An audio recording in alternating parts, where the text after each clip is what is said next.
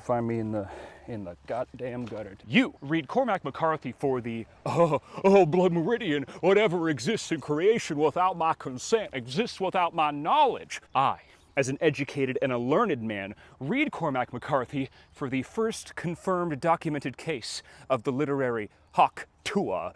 You and I are not the same. He left downriver in the dark, the oars aboard, turning slowly in the current, jostling over the shoals. The cottonwoods went by like rows of bones. Come sunrise, he was drifting through peaceful farmland upon a river high and muddy. He went along past grazing cows, their cropping in the grass audible above the clank of their bells. They looked up surprised to see him there. The fields were spatched with beds of silt, and the shoreline brush wore shapes of wood and rags of paper all among the branches. He passed beneath a concrete bridge, and boys fishing called to him, but he did not look up. He sat in the skiff and held his hands in his lap, with the dark blood crusted on the upturned palms. His eyes beheld the country he was passing through, but did not mark it. He was a man with no plans for going back the way he'd come, nor telling any soul at all what he had seen. Hello everyone, my name is Marley. Hope you're doing well. As you can see, today we are in the river. Now, this is not the Tennessee River, because you will never catch me under any circumstances traveling to Tennessee. Don't have that in my budget. But a river seemed like an appropriate place to be, because today we're discussing Suttree by Cormac McCarthy. Most of you have probably heard of Mr. McCarthy before. If you haven't, quick refresher, he was the guy who wrote that one book that everyone likes to do video recap essays on. Famously, he wrote no other books. At least that's how it seems on the internet sometimes. I have been a fan of Cormac McCarthy for quite a while now. These are all the books that I've read by him and own. I've also read No Country for Old Men, which is not very good. Frankly, that's why I don't own it. I'm telling you this as someone who's read the book. Just watch the movie, same experience. And now that I have got around to reading Suttree, the last of McCarthy's novels that I have not read are his first three, which I will probably get around to maybe eventually sometime. Mr. McCarthy is commonly considered to be one of the great American novelists. This is chiefly off the back of Blood Meridian, which is considered to be one of the great American novels, whatever the fuck that means. Blood Meridian is a very, very good book that re-examines the Western genre and the history of America by being subversionist. How does it be subversionist? It is infamously brutal. Okay, that's how it does it. McCarthy can be considered to be pretty difficult to read, and that's for a number of different reasons. I think if we were to boil it down, the two main ones are he's pretty dense thematically and linguistically. There's a lot going on in these books, and that can be difficult for some people to approach, especially people who are new to McCarthy, because he really doesn't like to use punctuation marks. You think, stuff like, that's really superfluous. Think commas or quotation marks. Now, this is on top of how McCarthy seemed to actively delight in frustrating his readership, perhaps best exemplified by the ending of Blood Meridian or by The Passenger, which was his last full-length novel, and it begins with one of the most intriguing, eerie setups for a mystery that I have ever read before sort of spending 300 pages talking about theoretical math and science. Fuck this guy. Look, Cormac McCarthy is not exactly an author that a dumbass YouTuber is really well equipped to unpack just off the back of reading his books. And this complicates today's video because I really want to talk about Suttree. I am of the belief that it is critically underread in today's reading ecosystem, either as a companion piece or as a counterpoint to Blood Meridian. The two were written alongside each other in large part, which was something McCarthy would do with a lot of his novels, but Suttree was also the last book he published before Blood Meridian. Blood Meridian is a book, by and large, that's about death. Suttree is a book that's about life, although with McCarthy, as in real life, the two are often deeply intertwined. Wanting to talk about Cormac McCarthy also means that I'd like to talk about the man himself, not just his novels, but this is another thing that's pretty complicated because McCarthy is kind of a recluse, not quite like Thomas Pynchon levels of reclusiveness, but we really don't know all that much about him. He really didn't talk that much about his own personal life, and what's come to light about him since he passed away has not been flattering. That being said, we'll touch on Cormac a little bit as well because books, the best books, are cobbled together from all sorts of interesting places, and some of those places can be from within the author. Now, I want you to remember this because we're going to get off track, but this video is about Suttree. Suttree is a novel about Cornelius, or Buddy Suttree, the person. I'm going to be talking about the two, sometimes interchangeably. I'll try to keep it clear. If it gets confusing, I apologize. Suttree, the man, he comes from a well-to-do family that lives in Tennessee, or somewhere in that area of the South, and he has abandoned his privileged life and educated life, abandoned his wife, and abandoned his child to live in a houseboat on the Tennessee River, amongst basically the most compelling rogues gallery that you'll find in any McCarthy novel. On this houseboat, he will just barely eke out a living as a fisherman. The book is episodic in nature, and it eschews a traditional plotting. We follow Suttree across a couple of years of his life as he lives on this houseboat, fishes, and spends time with the people of this area. And these people live in what is an incredibly impoverished, rough and tumble part of the world. Some of these people are great. Some of these people, I love them. I love hearing about them. I think they're awesome. Some of these people, most of these people, are the worst people you've ever met in your entire life. But the book is made all the more compelling because of this. I believe Suttree might be Cormac McCarthy's best book. If it's not his best, then it's certainly my favorite of his. You read this and it affirms living, oddly enough, more than almost any other of McCarthy's books, and this is despite all of the horror and suffering and struggle that this book contains. After all, it's still a McCarthy book, and we're going to talk about it, but first, we're going to have to talk about a few other books. Of what would you repent? Nothing. Nothing. One thing. I spoke with bitterness about my life and said that I would take my own part against the slander of oblivion and against the monstrous facelessness of it, and that I would stand a stone in the very void where all would read my name. Of that vanity I recant all. Old C-Mac was once quoted as saying, "The ugly fact is books are made out of books. The novel depends for its life on the novels that have been written." This is true of all of McCarthy's books. It's especially true of Suttree. And this can make reading McCarthy daunting, especially because he was an extremely well-read man. At one point, he was estimated to own, Jesus fucking Christ. If you want to read Suttree, and I hope after watching this video that you will, I cannot recommend highly enough that you start with a different McCarthy book. I started with The Road, but if you're not in the mood for the most depressing thing you've ever read, All the Pretty Horses is considered to be a pretty good starting point for him. It has all the hallmarks of his work, but in a slightly more digestible, enjoyable to read fashion. McCarthy typically works in the Western genre. When we think of him, right, we think of him in the desert. All the Pretty Horses, Border Trilogy, and Blood Meridian. But he has done work outside it before. He won the Pulitzer for a work of post-apocalyptic fiction, and Suttree what represents the culmination of his efforts in the Southern Gothic genre. That's right, that's where he started. His first earliest novels, they were written in the Southern Gothic tradition. And if you're gonna know one thing about me, you gotta know one thing about me to watch this channel, you gotta know that I love a Southern Gothic. This is a top 3 genre for me. It ain't 3. Watch or read any Tennessee Williams play. Streetcar Named Desire, Cat in a Hot Tin Roof. Reflections in a Golden Eye is not Tennessee Williams. True Detective, I know a lot of you people really like that. Watch any of these Southern Gothics and tell me this shit is not fucking goated. Try and tell me. McCarthy began his career working in this genre. In fact, he did not write a Western until he wrote Blood Meridian, which, you know, I mean, if you're gonna debut in a new genre, you gotta do it with style, right? Do it with some pizzazz. Suttree is also the last of McCarthy's Southern Gothics. There's an argument to be made that The Passenger represents a return to this field, but I think that novel is better described with the label as like a subversionist mystery or a theoretical, mathematical, or philosophical novel. I had a really positive reaction to Suttree, even with other McCarthy novels as a comparison, which I love as well. This is in large part due to the tone of the book. Now, don't get me wrong, but there is a lot of that desolation of the soul that McCarthy does so well. But what makes Suttree interesting, especially as a Southern Gothic, is how funny it is. This book right here is fucking hilarious. You might think I'm joking. Haha, funny.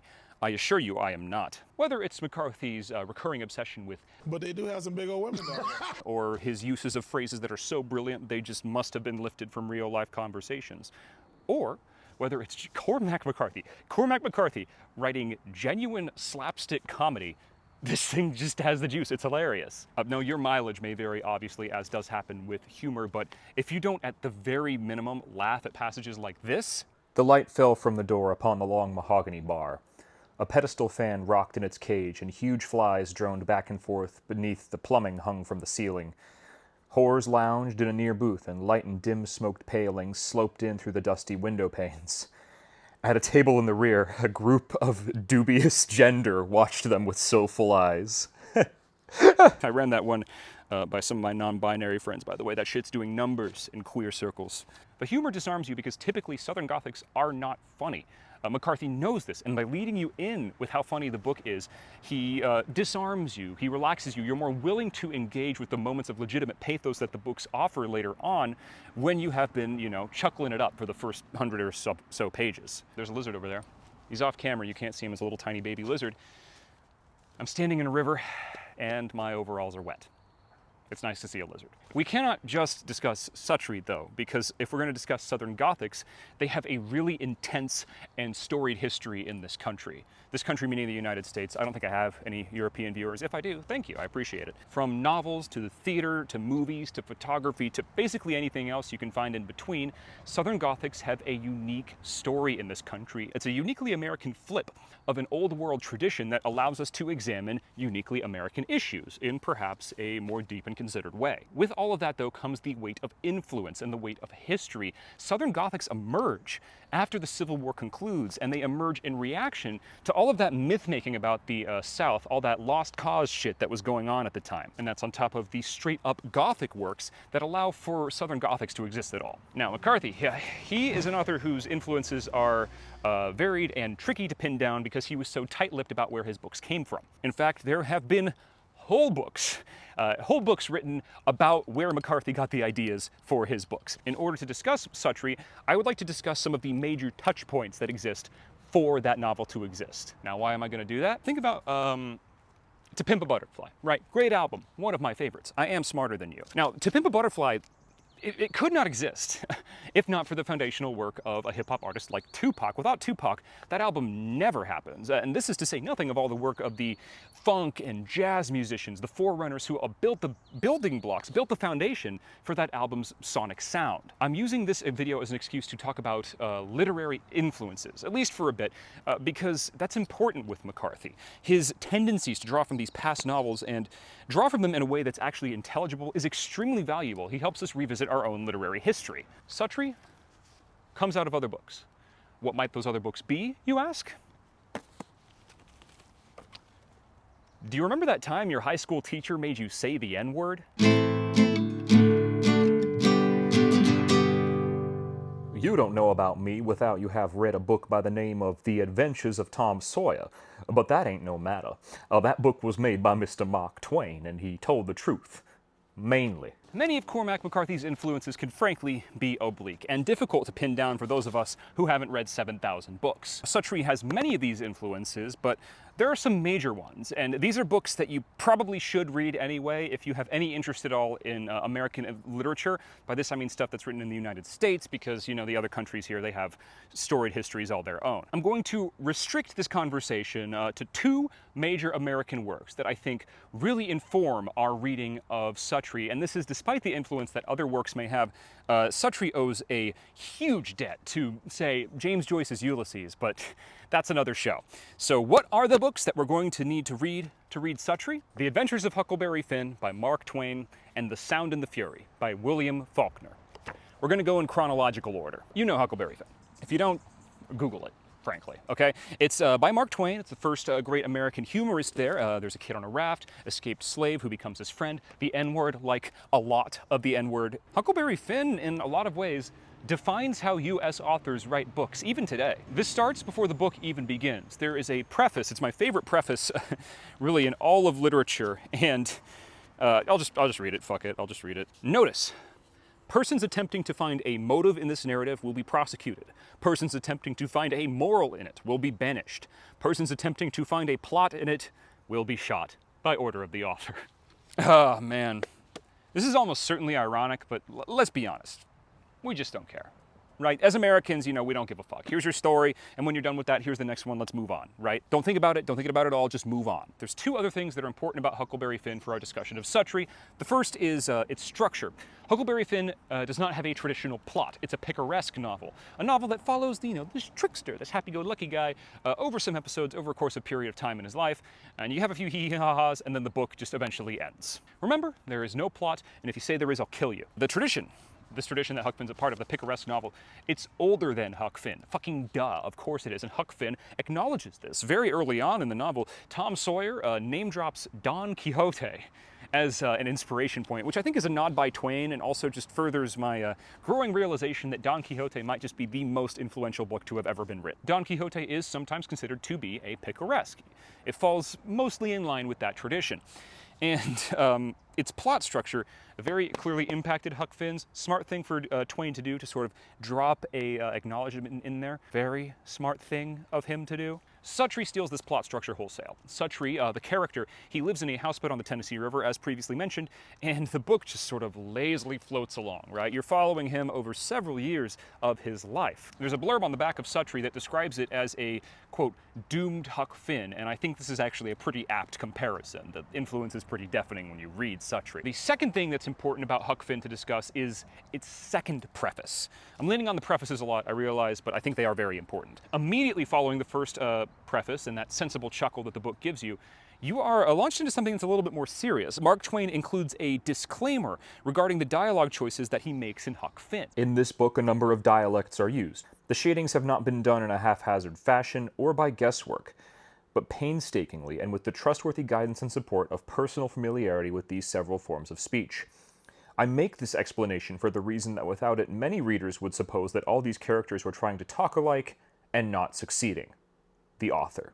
Huck Finn is written in a variety of semi-exaggerated Southern dialects, or at least I assume they're semi-exaggerated. I wasn't alive then, I don't know if you can tell. Huck, as the narrator, he talks, as you might imagine, a good Southern boy would, dropping Quentin Tarantino's favorite word almost as often as he uses periods or commas. Other characters hit similar notes, and Jim, the escaped slave who becomes Huck's closest friend, he talks like, oh boy. We see here that Mark Twain invented the great American tradition of, white American authors trying to talk like authentic black people.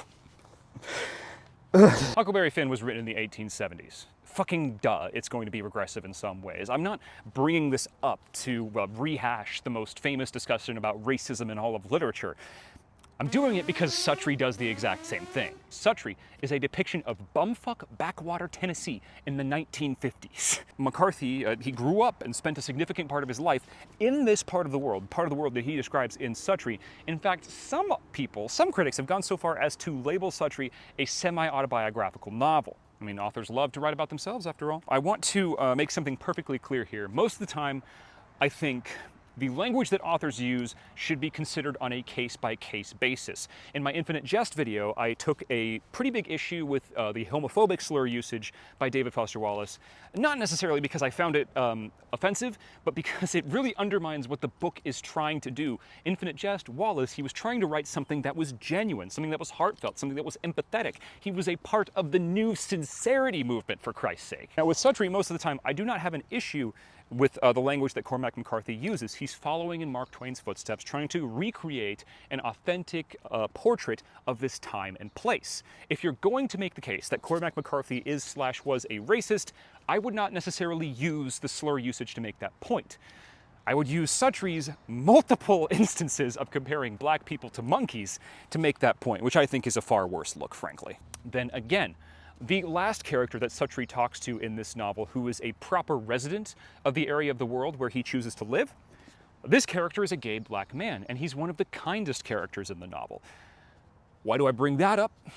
I'm trying to make the point that Suttree is a complicated novel, and it comes out of a complicated, harrowing tradition. Southern Gothics exist to interrogate what the South actually is, what America actually is, and they have to often go to uncomfortable, dark places to do that. Southern Gothics put readers in uncomfortable, violent places. Now, Huck Finn is not itself actually a Southern Gothic, but it's a proto-Southern Gothic. It laid the groundwork for this genre to exist, because for most of the part, there's a butterfly here, I'm sorry, very beautiful swallowtail. I got distracted. We'll see if it comes on camera. Maybe it already has.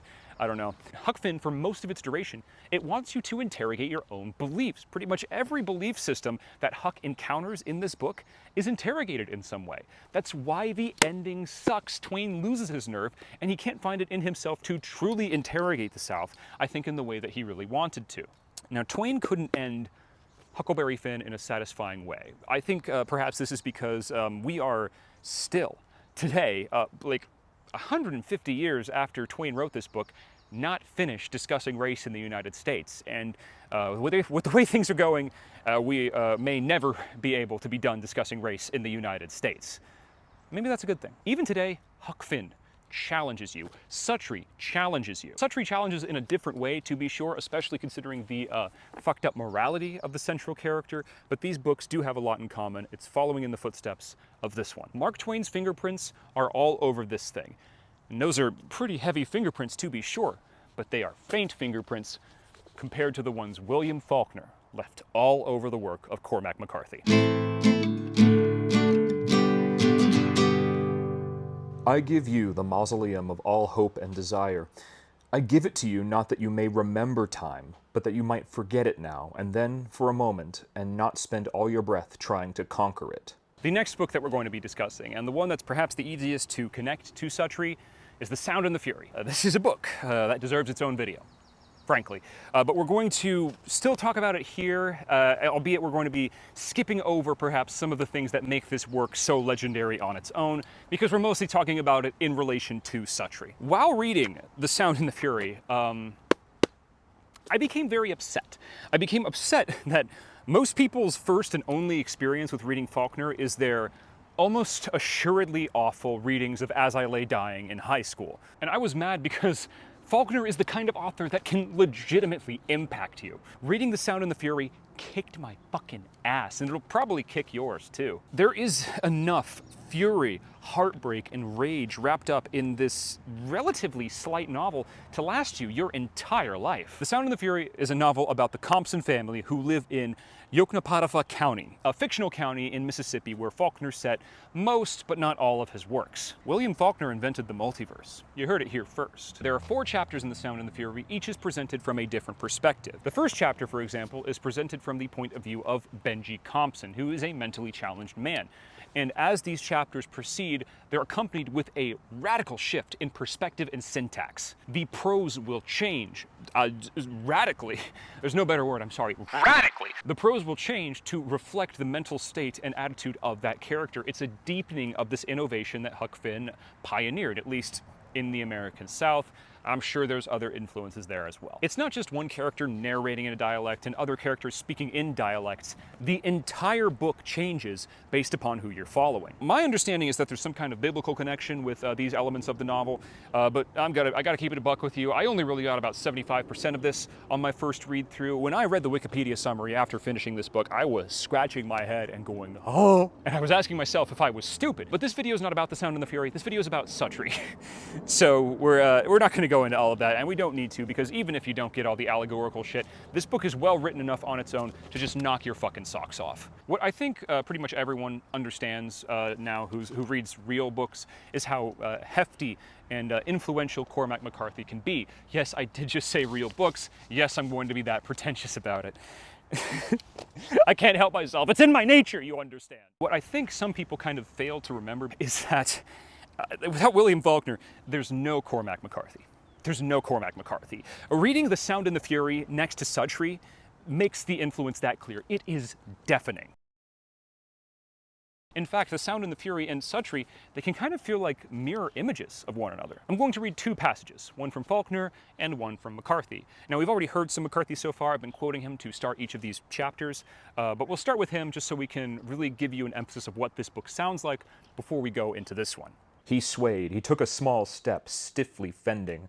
What waited was not the black of nothing, but a foul hag with naked gums smiling, and there was no Madonna of desire or mother of eternal attendance beyond the dark rain with lamps against the night.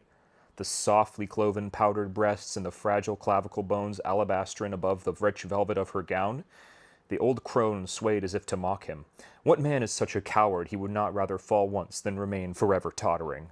The train swung around the curve, the engine puffing with short, heavy blasts, and they passed smoothly from sight that way, with that quality about them of shabby and timeless patience, of static serenity, that blending of childlike and ready incompetence and paradoxical reliability that tends and protects them. It loves out of all reason and robs them steadily and evades responsibility and obligations by means too barefaced to be called subterfuge.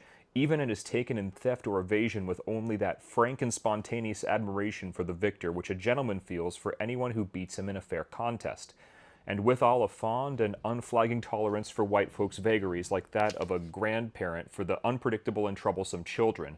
which I had forgotten. I'm not trying to downplay other influences on McCarthy's work or even to downplay McCarthy's originality, because he was an original voice and mind. What I'm saying is that we do not have Cormac McCarthy without William Faulkner. We can see that in more ways than one. Faulkner takes that sweaty, palpable reality that Huck Finn laid the foundation for, and it expands it. Faulkner adds this just really chest-tightening sense of dread that escalates as you read the book. This intensity that Faulkner provides, it's kind of difficult to describe without you reading it for yourself.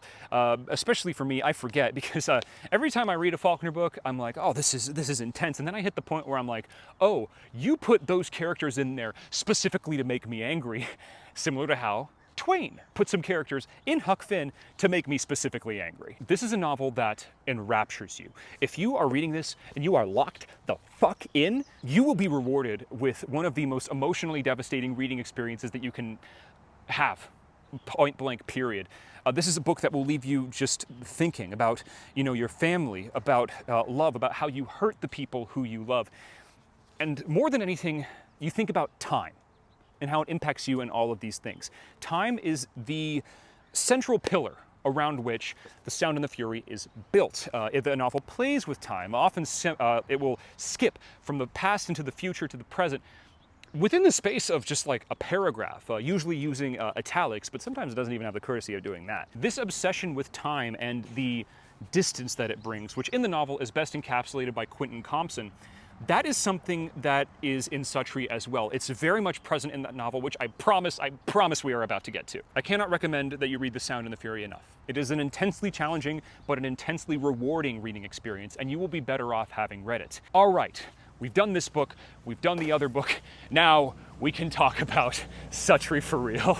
Hold on to your hats, or your bandanas, whichever you're wearing. I really think you should be wearing a bandana while you're watching all my videos. Suttree went out through the kitchen and through the ruined garden to the old road. Reprobate scion of doomed Saxon clans, out of a rainy day dream surmised.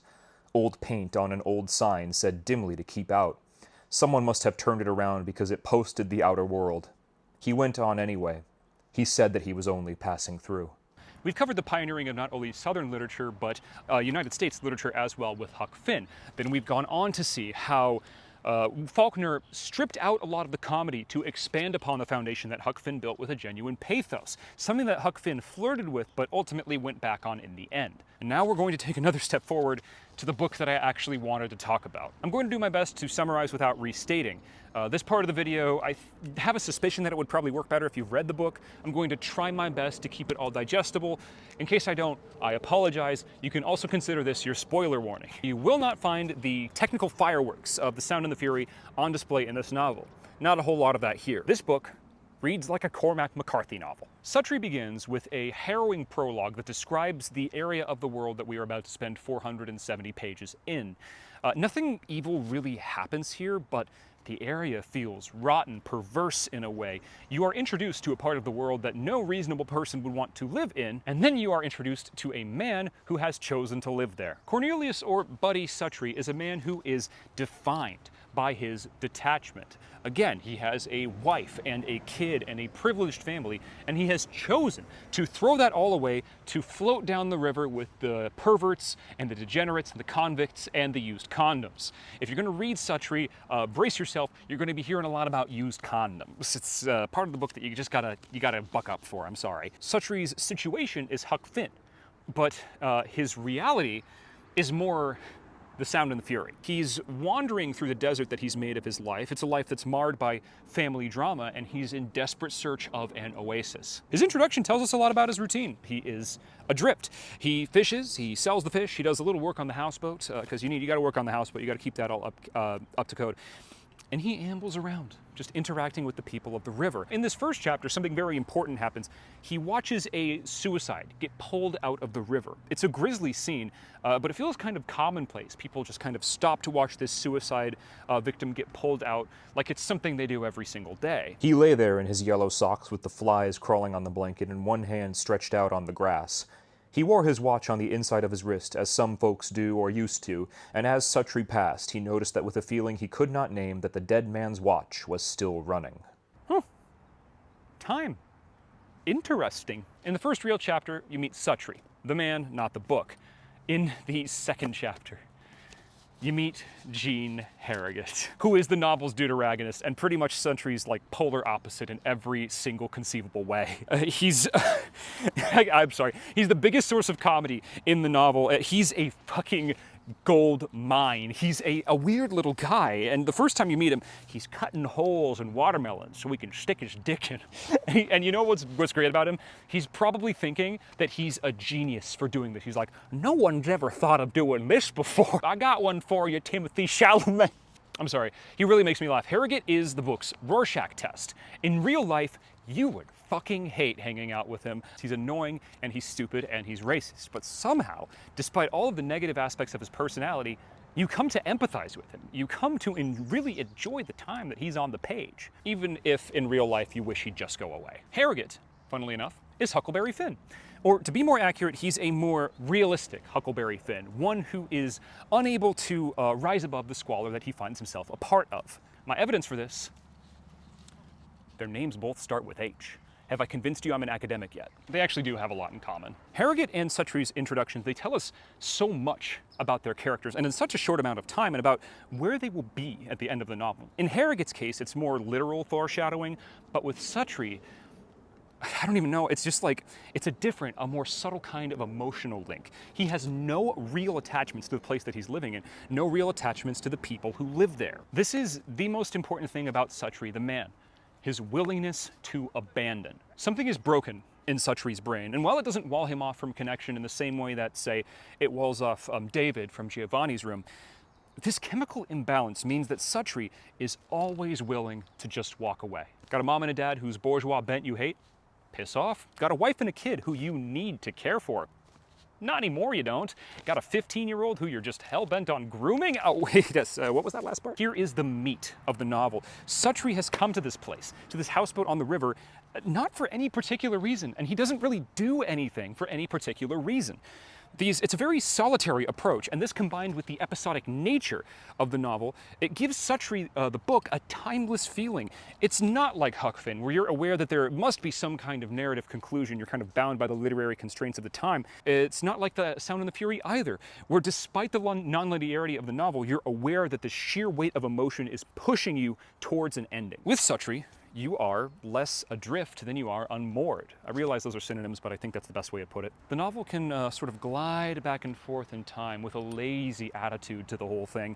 And with the exception of a few episodes, it can feel like this novel should be or could be told in any order. The relaxed approach to time in the novel, this episodic nature of Huck Finn, you find that there, but you also find William Faulkner's complete obliteration of linear time in The Sound and the Fury. These things join together to build Suttree's emotional depth, to build its dynamic a little bit more. Both of these things link back to time, which to me is kind of the central pillar that holds up the themes, the things Suttree wants to discuss. Cormac McCarthy was once quoted as saying that real authors deal with issues of life and death.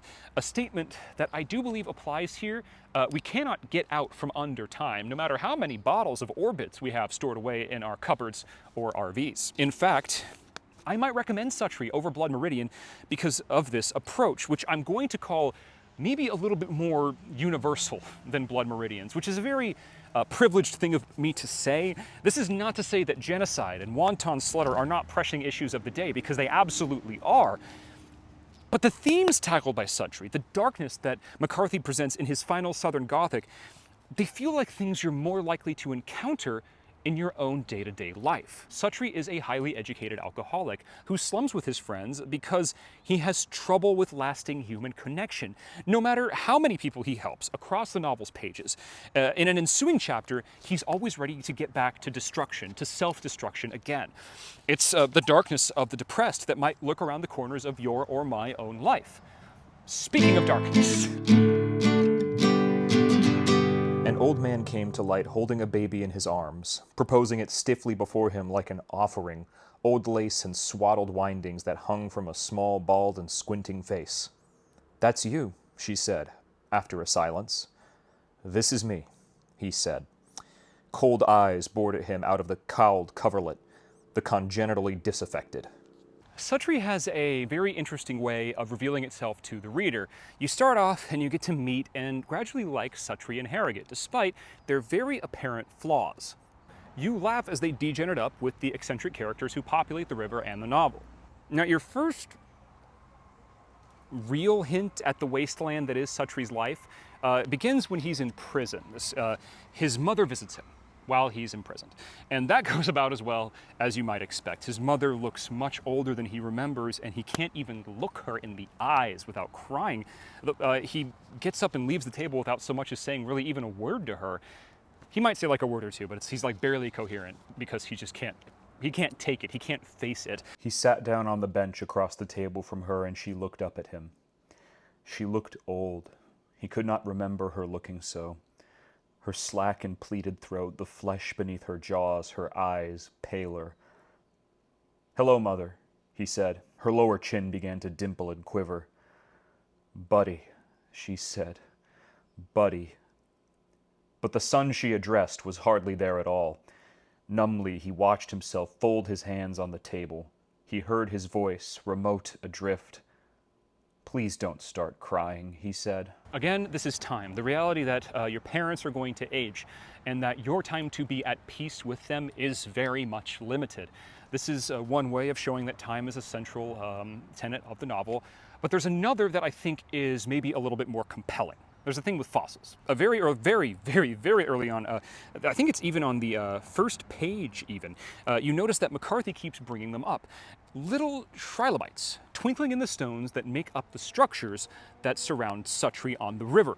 Now, these fossils serve two important narrative purposes. The first is to build up this sense that this river, this place, it is much, much older than Suttree, and that his problems have existed since before he was even born, and that these problems will exist long after him. He's grappling with these existential crises that have never been solved. Now, the second purpose here, I think it's admittedly a little bit more of a stretch, but I think it's no less important or legitimate. Suttree feels like a fossil. He does. He's a creature out of time, out of place. He shouldn't be here. And these fossils that are named are specifically aquatic fossils, right? They could literally not be any more out of their element than they are right now, dried out, deadlocked in concrete on land. So too is Suttree out of place. Although he lives in this community by choice, you know, the trilobites didn't get a choice, he does not ever feel truly a part of it. He did not even feel a part of the family that he was born into, nor the family that he made. There is no home in this world for Suttree, and this sense of misbelonging drives his decision-making in the novel. He is trying to make up for, or perhaps atone for, himself. So after Suttree and Harrogate are released from prison, they go back to degeneracy, and that is fun for a while. But these passages of great pathos just keep occurring. In one, Suttree visits his aunt and uncle, and he looks at old family photos. And that might not sound as devastating as some of the passages that we'll talk about later on in the novel, but this one felt real to me. These people clearly love Suttree, and he does have some form of affection for them, but he's not capable of acting on it in a way that means anything. This cursory visit is all he has in him. It hurts to watch Suttree's aunt and uncle be kind to him, give him dinner, invite him to stay, invite him to visit. Just genuine familial connection. That's what families are supposed to do, care for one another. And it hurts even worse when it's revealed, just like a few pages into this, that Suttree only came to visit his aunt and uncle to repay his uncle for bailing him out of jail. Which is, he didn't even want to call them in the first place. He wanted to call his alcoholic buddies, and they were in jail too. After he accomplishes this task, he walks out into the rain, leaving all this love right there on the table. It's Faulknerian heartbreak all over again. And by the way, this is the same book that contains the phrase, quote, "You don't shut up that hollerin', I'm going to knock your dick in your watch pocket." But that's why, right? That's why Suttree resonated so deeply with me. It rises above comedy and tragedy to create a nuanced, complex portrait of human life. It's hilarious, and it will take your breath away, but above all, it's fun to read. McCarthy is doing some cartwheels here. He's having fun showing off within the constraints of his own style, and that's something I think I've been really valuing recently when I read. I forget sometimes that books can be fun to read and legitimately impact you. In fairness to me though, I think a lot of authors forget this as well. You can have something fun and have it be well written. You don't have to make that trade-off. Read the book and have fun with it, okay? Ultimately, that's what this video is. This is a sell. I want you to read Suttree. Please, please read a different Cormac McCarthy book. I'm begging you. I cannot take any more Blood Meridian discourse. I can't do it. She came down to him at some hour before dawn and lay by him. She put her head against his chest. "We've got to stop this," he said. "Why?" "We'll get caught." "I don't care. You'll get pregnant." She didn't answer. After a while, she said, "We could be careful." "There's nothing careful about us." As some of you may know, I have already made one video about Cormac McCarthy. That video was researched and scripted a good deal less strenuously than this one. You might also know that I like to talk about the author in relation to the text, because books come from interesting places, and sometimes those interesting places are within the authors themselves. It's just the way it is. Now, this becomes especially interesting in regards to Cormac McCarthy, because we actually don't know all that much about him. There's no full-length biography of McCarthy, other than some interviews he would do with, say, like Rolling Stone or like a newspaper here or there. We don't have that much of him on record, and frankly, these interviews kind of just give a broad strokes image of his life. They're not all that in-depth with biographical information. So we don't really have that much about Cormac McCarthy's life, other than the Augusta Britt article. Yeah, baby! In this article, published after his passing, it was revealed that Cormac McCarthy began a relationship with a then 16-year-old girl when he was 42 years old. The woman who was a part of this relationship, her name is Augusta Britt, she has said that the relationship was not predatory. That doesn't, however, change the facts of what went down, which is that McCarthy fled across the southern border into Mexico to do the statutory with her. Now, the reason I'm bringing this up again in my second video about Cormac McCarthy is because it relates to what one might call, and what I'm going to call, the climactic episode in the novel. It's a long chapter, almost 60 pages long, by far the longest chapter in the book. And Suttree, the man, he goes to live and work with a family of destitute mussel scavengers, which is an interesting career. Interesting career to get into. Now, he goes to do this because he has, and I have to be really heavy on the air quotes with this one, fallen in love with the eldest daughter of the family, who is for sure not older than 18. I think she's closer to around 15, 16. And you'd better believe, when he arrives, well, Suttree, he gets right to grooming. He succeeds in this effort, which marks the beginning of a sexual relationship with this girl. And that lasts until she dies. If you didn't know about Cormac McCarthy's personal bent, then what you could read this as, if you were to read this kindly, it might be intended to read like a version of that BoJack Horseman episode that scarred me for life when I was like 16. You could read it as Suttree giving into his vices, yet again, engaging in horrific behavior to illustrate how far he has fallen. That's how a modern reader could positively interpret this passage. But this reading kind of falls apart when you learn that McCarthy was all about that tender, nubile flesh. This section of the book reads quite differently after these revelations have emerged. It's like McCarthy was trying to rationalize something about his own life through this book. The daughter of the oyster catcher, she's given a name, Wanda. It's used maybe once. Usually she's described as a girl, never as a woman. And Cormac McCarthy knows how powerful words are. He does not do this for no reason. To be fair to Suttree and to Cormac, after, you know, engaging in some statutory, Suttree tells her the relationship is a bad idea, and he attempts to end it. But he really can't help himself from continuing to engage in the statutory. Like, she comes back to him and he's like, oh, what am I gonna do? Am I gonna not molest this girl? She's right there for the molesting. It only ends, this relationship, when she dies. She dies in a rock slide, and her brutal death severs the last little link between Suttree and the river. It takes some time for him to realize it, but this is the end of it. This is the end of his life on the river insofar as like the narrative goes. The only reason it happens is because a teenage girl dies. A teenage girl dies and is used as a prop in an older man's story. This is not just a thing in Suttree, by the way. This is a thing in many other McCarthy books, and I fucking hate it. I fucking hate it. Every McCarthy protagonist, I'm like, dude, He's literally me! I should not have said he was literally me. I should not have done that. It is interesting though, isn't it? Blood Meridian's most immoral passages are given to pass because McCarthy wasn't out there collecting scalps. As far as we know, those years he spent in the Southwest aren't super well documented. Maybe he put some babies on hooks. And although it can feel like a mistake to dive too deeply into the relationship between an author and their work, I like doing it. I like doing it. At the end of the day, the two kind of really are inseparable. And with Suttree maybe being semi-autobiographical in some ways, jury's out on that one, you can't help but to ask yourself, how much of this is autobiographical? Is this novel some kind of expression of regret or an expression of hope for McCarthy's own future? Is it both? In thinking about this, these questions that Suttree has pop up, I keep coming back to Cities of the Plain. It's McCarthy's last Western, which has near the end this sentence, where all is known, no narrative is possible. So Suttree's narrative, what unknown is it trying to address? As I read and I reread it, I come to the conclusion that as much as Suttree is about anything, it is about the mundane darkness at the heart of every single human being. Think about how bad Suttree felt about his privileged life. Think about how awful that must have been for him to leave it for this. He watched idly surface phenomena, gouts of sewage faintly working, gray clots of nameless waste and yellow condoms roiling slowly out of the murk like some giant form of fluke or tapeworm. The watcher's face rode beside the boat, a sepia visage yawing in the scum, eyes veering in watery grimace. A welt curled sluggishly on the river's surface as if something unseen had stirred in the deeps and small bubbles of gas erupted in oily spectra. McCarthy excelled at writing darkness, and what surprised me the most about Suttree was how easily darkness lived in these characters. These funny, broken-hearted human people.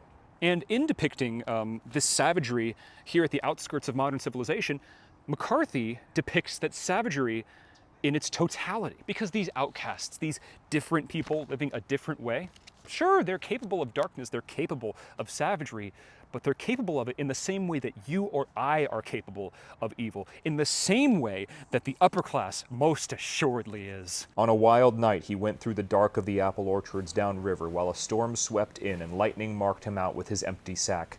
The trees reared like horses all about him in the wind, and the fruit fell hard to the ground like the disordered clop of hooves. Suttree stood among the screaming leaves and called the lightning down. It cracked and boomed about, and he pointed out the darkened heart within him and cried for light. If there be any art in the weathers of this earth, or char these bones to coal. If you can, a blackened rag in the rain. He sat with his back to the tree and watched the storm move on over the city. Am I a monster?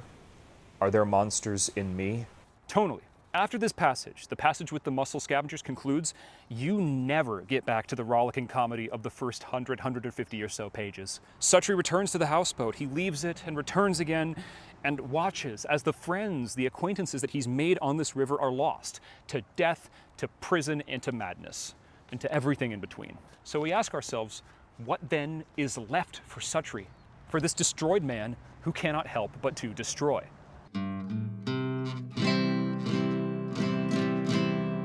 The novel ends with Suttree leaving the river. Much has changed. An expressway is being built that's running straight through the community, and he is presumed dead by many there, which is due to the fact that in an echo of the first chapter, a dead body is pulled from his houseboat. Someone had been living there and died there while he was away. As for Harrogate, his last appearance in the novel is of him on a bus headed upstate to a more robust prison than the previous jail they found themselves in, the workhouse. And that institution is something that he will likely remain in and out of for the rest of his life. Another question, why does Suttree choose to act as a father figure to Harrogate, especially when Harrogate is, by pretty much any account, the most pathetic person to ever live? I have a suspicion that it's because Harrogate's sheer inadequacy anchors Suttree. It's the most genuine connection either experiences in the novel. There is real affection there, though, which is nice. I like that there's genuine affection there. Suttree leaves a wild wake. He's a friend and confidant to many in the town, including Harrogate, but he has absolutely played a role in destroying the lives of some of these people who he's interacted with. He's quote-unquote closest to his estranged wife, a whore he falls in love with, this family of oyster farmers. I wrote oyster farmers in my script because that's what I thought it was. Then I reread the book and I'm like, they're fucking mussel scavengers. Why would you write that? When he leaves these people behind, it's with the same detachment that brought him to live alongside them. We don't really get the sense that Suttree has changed all that much at all. It's more like these experiences on the river, bookended by death, have presented him with the opportunity for rebirth. A more literal baptism, much like the one depicted earlier in the novel, a scene that Suttree only stops to watch because there's a teenage girl being baptized and she's not wearing anything underneath her baptismal gown. Some things never change. Suttree doesn't, at least not during the novel, but at the end, opportunity presents itself for him to grow in the oddest way by leaving the river behind. And there's something horrifying about that, isn't there? There's something horrifying about that. But despite all that he's done, I can't help but feel that there's something beautiful there too. What we are left with is a deeply conflicted, deeply compelling book from an author who wrote almost nothing but. We have all the inner conflict and comedy of Huck Finn, as well as the despondent rage and heartbreak of The Sound and the Fury, molded together into one magnificent package. And now it takes themes from these novels as well. Racial injustice does in fact play a minor role, as well as obviously escape from yourself, from your life, from time. Family issues as well, depression, isolation, economic destitution, major theme in Suttree. The list goes on and on. Suttree comes out of other books. It comes out of at least this many books, and we didn't even talk about Ulysses, which is another huge influence. So the books that we've touched on here, they end up being pieces that more informed my reading and helped me enjoy Suttree than anything else. And I thought, you know, maybe they might help you too if you do decide to read it. At the end of the day though, you know the great thing about books? Really well-written books, you could pick up Suttree and just enjoy it all on your lonesome. If you stuck it out this far, I really want to thank you for watching. I've been doing this for about a year now, these video essays, and it's become more and more enjoyable and more rewarding for me to do as it's gone on. This was a really, really fun video to make, and it's my most in-depth research since the Pablo Neruda video, and I'm hoping this one's a little bit better than that one. I'm hoping to just get a little bit better with every video. We'll see, jury's out on that one. And it actually came together much quicker than I thought it would, which is amazing. And it's proof that you can do a lot of positive things when you cut deadlock out of your life. Yeah. I think that's about it. My name is Marley. Thank you for your time. Thank you for watching. I hope you decide to stick around for the next video that I put out. As for me, it's time for me to get out of this goddamned shitting river.